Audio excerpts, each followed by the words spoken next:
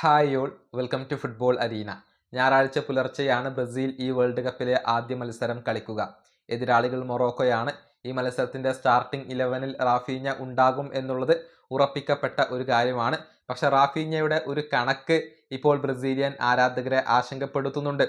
അതായത് സമീപകാലത്ത് ബ്രസീലിയൻ ദേശീയ ടീമിന് വേണ്ടി ഗോളടിക്കാൻ റാഫീഞ്ഞക്ക് സാധിക്കുന്നില്ല എന്നുള്ള ഒരു കണക്ക് ഇവിടെയുണ്ട്.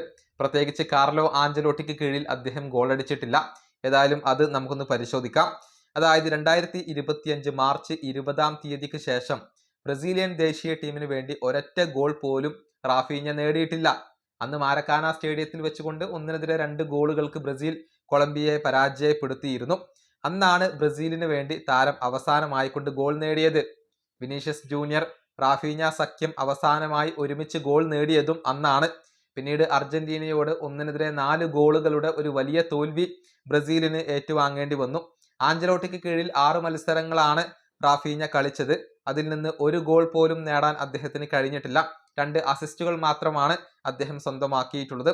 2022 വേൾഡ് കപ്പിന് ശേഷവും മികച്ച പ്രകടനം ബ്രസീലിയൻ ദേശീയ ടീമിന് വേണ്ടി നടത്തിയ താരമാണ് റാഫീഞ്ഞ. അതായത് ടിറ്റ പോയതിനു ശേഷം ബ്രസീലിയൻ ദേശീയ ടീമിന് വേണ്ടി 12 മത്സരങ്ങൾ കളിച്ച റാഫീഞ്ഞ 5 ഗോളുകളും 4 അസിസ്റ്റുകളും സ്വന്തമാക്കിയിരുന്നു. പക്ഷെ ഇപ്പോൾ അദ്ദേഹത്തിന്റെ ഗോളടി മികവിൽ ചെറുതായി കോട്ടം സംഭവിച്ചിട്ടുണ്ട്. ബ്രസീലിന് വേണ്ടി ഗോളടിക്കാൻ അദ്ദേഹത്തിന് കഴിയുന്നില്ല. അതേസമയം ബാഴ്സയ്ക്ക് വേണ്ടിയൊക്കെ മികച്ച രൂപത്തിൽ റാഫീഞ്ഞ കളിക്കുന്നുണ്ട്. ഏതായാലും ഈ വേൾഡ് കപ്പിൽ തന്റെ ഗോൾ ക്ഷാമത്തിന് റാഫീഞ്ഞ പരിഹാരം കാണും എന്നാണ് ഇപ്പോൾ പ്രതീക്ഷിക്കുന്നത്. ഈ വീഡിയോ അവസാനിപ്പിക്കുന്നു. അടുത്ത ടീം വീണ്ടും കാണാം.